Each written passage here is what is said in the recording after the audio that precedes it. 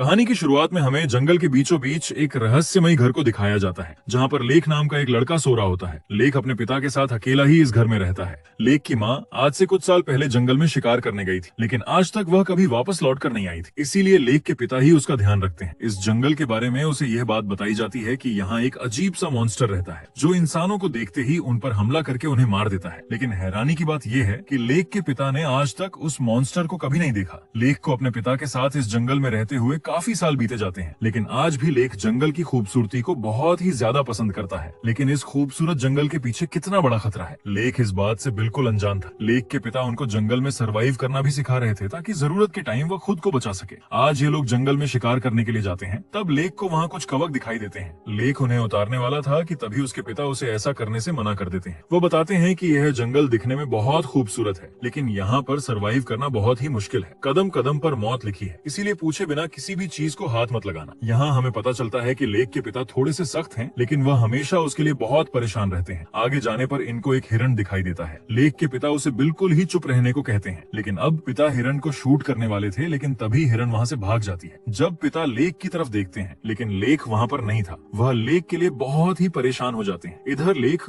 उसी हिरण का शिकार करने के लिए दूसरी साइड पर गया हुआ था, क्योंकि लेक को लग रहा था कि वह इस साइड से हिरण का शिकार कर सकता है। जैसे ही लेक अपनी गन उठाता है, उसे सामने वही अजीब सा मॉन्स्टर नजर आता है। मॉन्स्टर लेक को देखकर काफी डरावनी आवाजें निकाल रहा था। मॉन्स्टर की आवाज इतनी ऊंची थी कि जंगल में मौजूद परिंदे भी उड़कर इधर उधर चले गए थे, लेकिन लेक बहुत ज्यादा डर जाता है। तभी पीछे से उसके पिता आकर लेक पर बहुत ज्यादा चिल्लाते हैं। वह उसे बहुत डांटते हैं, क्योंकि वह उन्हें बिना बताए ही उनसे काफी दूर चला गया था। लेक के पिता उसके लिए ही बहुत परेशान हो रहे थे, लेकिन लेक कंफ्यूज था कि उसे मॉन्स्टर से डरना है या अपने पिता से। जैसे ही उन्हें मॉन्स्टर का पता चलता है, दोनों भागते हुए पास बने हुए एक हाउस में चले जाते हैं। अब लेक के पिता हाउस में छुपकर उस मॉन्स्टर को देखने लगते हैं, लेकिन तभी इनको वो हिरण दिखाई देता है, जिसे मॉन्स्टर ने बहुत बुरी तरह से चीर दिया था। हिरण की बॉडी बहुत बुरी तरीके से नोची गई थी। ये देखकर बाप बेटा बहुत डर जाते हैं। तभी लेक के पिता को वो मॉन्स्टर दोबारा से दिखाई देता है। मॉन्स्टर इन दोनों को देख चुका था, इसीलिए अब वह इनका भी शिकार करना चाहता था। जैसे ही लेक के पिता मॉन्स्टर को मारने के लिए उस पर शूट करता है, मॉन्स्टर तेजी से वहाँ से भाग जाता है। अपने पिता से इस मॉन्स्टर के बारे में पूछता है, लेकिन उसके पिता उसे झूठ बोलते हुए कहते हैं ये एक जंगली भालू है, इसलिए हमें उसे डरने की कोई जरूरत नहीं। लेक अपने रूम में था, तभी उसके पिता फोन पर बात कर रहे थे। वह मॉन्स्टर के बारे में बता रहे थे। पिता बताते हैं कि वह मॉन्स्टर अभी भी जिंदा है। आज वो मेरे सामने आया। मैंने उसे मारने की बहुत कोशिश की, लेकिन वह पहले से ज्यादा खतरनाक और तेज हो चुका है। वो मेरी आंखों के सामने भागते हुए इधर उधर चला गया। लेक समझ चुका था कि जंगल में कुछ अजीब है। वह बात पिता उसे नहीं बताना चाहते। सीन कट होता है। हमें 30 साल बाद का सीन दिखता है। लेक अब बड़ा हो चुका था। उसकी भी एक फैमिली थी। वह अपनी पत्नी और बेटी के साथ जिंदगी गुजार रहा था। लेक और उसकी फैमिली सैन फ्रांसिस्को में रहते हैं। लेक अपनी बेटी से बहुत प्यार करता है। वह हमेशा उसके साथ प्यार से रहता है। वह नहीं चाहता कि उसकी बेटी वैसा बचपन गुजारे। लेक आज तक अपनी बेटी से नाराज नहीं हुआ, लेकिन आज उसकी बेटी थोड़ी सी शरारत करती है, जिस अचानक से लेक को बहुत गुस्सा आ जाता है। वो उसे पहली बार बहुत ज्यादा डांटता है, लेकिन तभी उसे रियलाइज होता है कि उसे ऐसा नहीं करना चाहिए था। वह भी अपने पिता की तरह ही अपनी बेटी से बिहेव कर रहा है। तब लेक अपनी बेटी से सॉरी कहता है कि आगे से मैं ऐसा कभी नहीं करूंगा। तब लेक की बेटी उसके माथे पर हाथ रखकर बताती है, मैं जानती हूँ आप इस टाइम यह सोच रहे हो कि आप अपनी बेटी से बहुत प्यार करते हो और आप कभी भी उसका बुरा नहीं चाहोगे। तब लेक भी खुशी से अपनी बेटी की बात मानते हुए कहता है, हाँ मैं तुमसे बहुत प्यार करता हूँ और मैं कभी भी तुम्हारा बुरा नहीं सोच सकता। घर जाकर हमें पता चलता है कि लेक और उसकी वाइफ के बीच कुछ दूरियां हैं। लेक की वाइफ शार्लेट एक न्यूज रिपोर्टर है, इसीलिए वह हमेशा अपने काम में बिजी रहती है। शार्लेट के ज्यादा बिजी रहने की वजह से इनका रिलेशन भी खराब हो चुका था। शार्लेट ऐसा करना तो नहीं चाहती, क्योंकि वह भी अपनी बेटी और हस्बैंड से बहुत प्यार करती है, इसीलिए उसे भी इस बात का एहसास था। एक दिन शार्लेट लेक को एक लेटर देती है और अपना ऑफिस चली जाती है। जब लेक लेटर खोलता है, तब उसे पता चलता है उसके पिता जो कई साल पहले गायब हो गए थे। FBI एंटी पायरेसी वालों की तरफ से अनाउंस कर दिया गया है कि अब वह मर चुके हैं, क्योंकि पिछले 30 सालों से उनका किसी के साथ कोई भी संपर्क नहीं हो पाया। लेक जो अपने पिता के बुरे बिहेवियर से बहुत परेशान रहता था, जब उसे अपने पिता की मौत का पता चलता है तो वह काफी उदास हो जाता है। उसके दिमाग में ये बात आती है कि उसे अपनी फैमिली के साथ जंगल में अपने पुराने घर जाना चाहिए। वहाँ पर ये लोग कुछ टाइम साथ गुजारेंगे तो इनका रिलेशन भी ठीक हो जाएगा। इसके बाद लेक शार्लेट के ऑफिस जाता है, जहाँ वो शार्लेट को जंगल ट्रिप के बारे में बताता है। शार्लेट भी अपना रिलेशन बेहतर करना चाहती थी, इसीलिए वह लेक से कहती है कि हम नेक्स्ट वीक वहाँ जाएंगे, इसीलिए मैं अपनी ऑफिस से छुट्टी भी ले लूंगी ताकि हम वहाँ अच्छा टाइम गुजारें और हमारी फैमिली में पहले जैसी खुशियाँ वापस आ जाएं। दोनों नेक्स्ट वीक के लिए सहमत हो जाते हैं। यहाँ शार्लेट लेक से कहती है, मुझे पता है मैं कभी भी अच्छी वाइफ और माँ नहीं बन सकती, क्योंकि जैसा फैमिली के साथ मिलजुल कर रहना चाहिए। अपने काम की वजह से मैं वैसा नहीं कर पाती, लेकिन लेक शार्लेट को समझाता है और कहता है मुझे उम्मीद है हम जंगल में जाकर अच्छा टाइम स्पेंड करेंगे। नेक्स्ट वीक ये लोग जंगल में लेक के बचपन के घर की तरफ निकल जाते हैं। जंगल आज भी सुनसान था, चारों तरफ बड़े बड़े पेड़ थे, लेकिन मसला ये था कि लेक को उसका घर नहीं मिल रहा था, क्योंकि वह 30 साल बाद इस जंगल में आया था। जंगल पहले से काफी घना और बदल चुका था। मसला यह भी रहा कि वहाँ मोबाइल के सिग्नल्स भी नहीं थे, जिससे ये लोग मैप से अपना घर ढूंढ सकते। तभी दूर हाउस में एक आदमी अपनी गन लिए इन्हें देख रहा था। आदमी धीरे धीरे इनकी तरफ आता है। लेक और उसकी फैमिली भी आदमी को देख लेते हैं। तीनों बहुत डर जाते हैं, लेकिन अच्छी बात यह थी कि वह आदमी लेक को पहचान जाता है। असल में यह आदमी लेक का बचपन का दोस्त था। आदमी के हाथ में गन देखकर शार्लेट बहुत ज्यादा डरी हुई थी, इसीलिए वो लेक को आदमी से दूर जाने को कहती है। लेकिन लेक बताता है कि यह जंगल काफी खतरनाक है, यहाँ अलग अलग किस्म के जानवर पाए जाते हैं, इसीलिए जंगल में रहने वाले हर इंसान के पास अपनी सेफ्टी के लिए गन जरूर होती है। आदमी को बताता है कि मैं आज कई साल बाद जंगल में आया हूँ, इसीलिए तुम प्लीज मुझे मेरे घर का रास्ता बता दो। आदमी इनकी कार में बैठ जाता है और अब ये लोग घने जंगल के अंदर चले जाते हैं। जंगल में सफर करते हुए इन्हें रात हो चुकी थी और अब तक ये लोग अपने घर के बिल्कुल करीब पहुंच चुके थे। तभी इनकी गाड़ी के सामने कोई चीज आती है। लेक का ध्यान उसकी तरफ जाता है, इसीलिए इनका बहुत बुरी तरह एक्सीडेंट हो जाता है। इनकी गाड़ी दो पेड़ों के बीच लटक जाती है। घबराया हुआ लेक का दोस्त गाड़ी से बाहर निकलने की कोशिश करता है। जैसे ही वह गाड़ी का डोर खोलता है, वह नीचे गिर जाता है। तभी वहाँ मॉन्स्टर आकर आदमी पर हमला कर देता है। आदमी मदद के लिए चिल्लाता है, लेकिन मॉन्स्टर आदमी को चीर फाड़ कर मार देता है। गाड़ी के अंदर लेक शार्लेट और उनकी बेटी बहुत ज्यादा डर जाते हैं। थोड़ी देर बाद जब इन्हें लगता है कि बाहर बिल्कुल खामोशी है, ये लोग गाड़ी से बाहर आने की कोशिश करते हैं, लेकिन तभी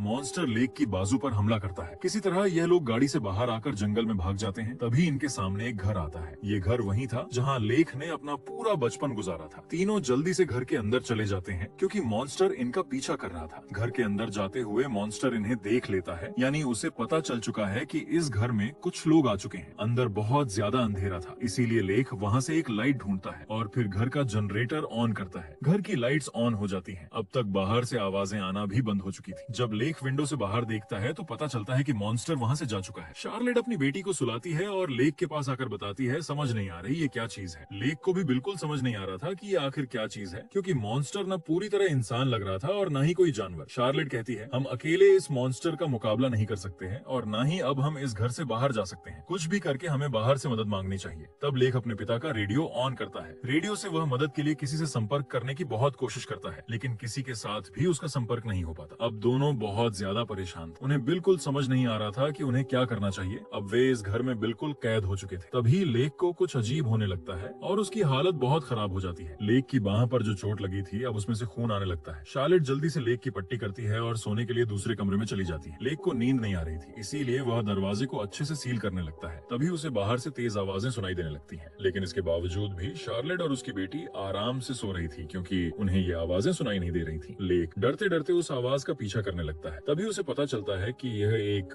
मकड़ी की आवाज है जो अलमारी के अंदर थी। आवाज सुनकर लेक काफी हैरान हो जाता है कि यह आवाज सिर्फ उसी को क्यों सुनाई दे रही है। असल में जिस मॉन्स्टर ने लेक को काटा था वह एक भेड़िया था। भेड़िया जिस भी इंसान को काटता था, वह इंसान भी भेड़िए के वायरस से इन्फेक्ट होकर भेड़िए जैसा अजीब मॉन्स्टर बन जाता। इस वुल्फ वायरस की वजह से लेक की सुनने की ताकत भी बहुत ज्यादा हो चुकी थी, इसीलिए लेक को अब वहाँ हर चीज की आवाज सुनाई दे रही। तभी उसे पता चलता है कि बाहर वही भेड़िया आ चुका है जिसने उस पर हमला किया था। लेक धीरे धीरे दरवाजे के पास जाता, लेकिन तभी मॉन्स्टर नीचे से दरवाजा तोड़कर लेक का पांव पकड़ लेता है और उसे बाहर खींचने की कोशिश करने लगता है। लेक बहुत ज्यादा चिल्लाता। शार्लेट भी डर जाती है। तभी वह पास पड़ी हुई एक कुल्हाड़ी उठाती है और वुल्फ को मार मार कर अपने पति से दूर कर देती है। अब तक लेक में भी वुल्फ वायरस बहुत हद तक फैल चुका था। उसका शरीर बदल रहा था, दांत गिर रहे थे और उसे आवाजें और भी ज्यादा सुनाई देने लगी थी। लेक की अपनी आवाज अब खत्म हो चुकी थी और धीरे धीरे वह वुल्फ की आवाज में गुर्राने लगता है। लेक शार्लेट से कुछ कहने की कोशिश करता है, लेकिन उसकी अजीब सी आवाज में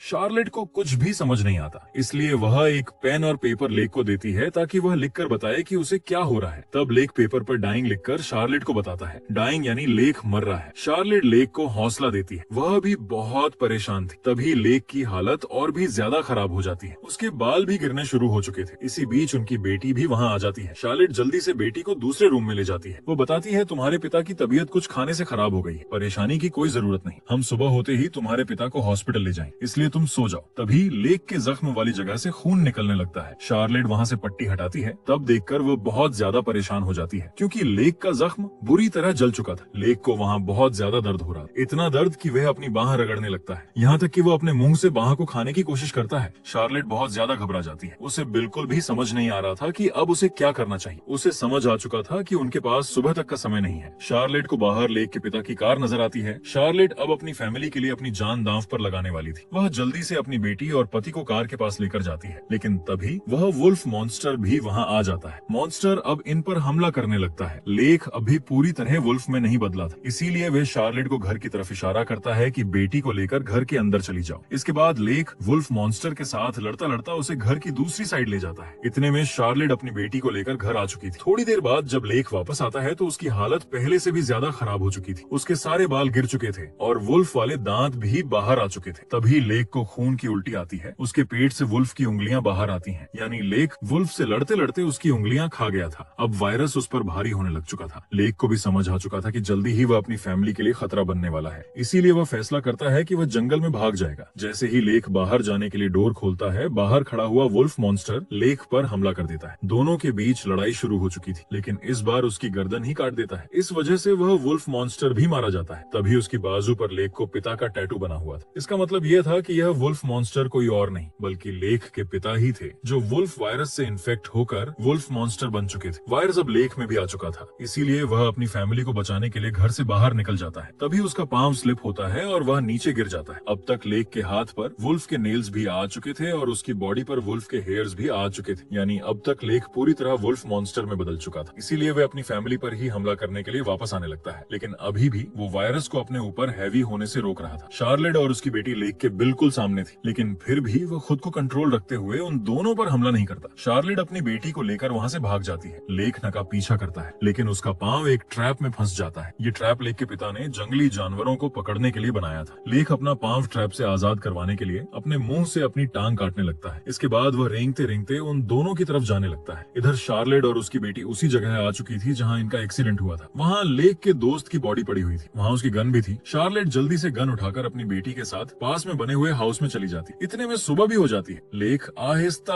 आहिस्ता उनके पास आ चुका था, लेकिन अभी भी वह उन्हें कुछ भी नहीं कहता। आज उसकी जिंदगी का पहला दिन था। उसकी बेटी उससे डर रही। तभी लेक की बेटी उसका दिमाग पढ़ लेती है। वो मॉम से कहती है, वह बताती है कि पिता कह रहे हैं मुझे मार दो, लेकिन शार्लेट ऐसा नहीं कर सकती थी। लेकिन अब लेक हमला करने वाला था, इसीलिए शार्लेट ना चाहकर भी लेक को शूट कर देती है। गोलियां लगते ही लेक नीचे गिर जाता है और आसमान की तरफ देखकर जंगल की खूबसूरती देखता है। शार्लेट और उसकी बेटी लेक के पास आकर बहुत रोती है। इतने में लेक भी अपना दम तोड़ देता है। अब शार्लेट अपनी बेटी के साथ जंगल से निकलने की कोशिश करने लगती है और इसी के साथ ये मूवी यहीं खत्म हो जाती है।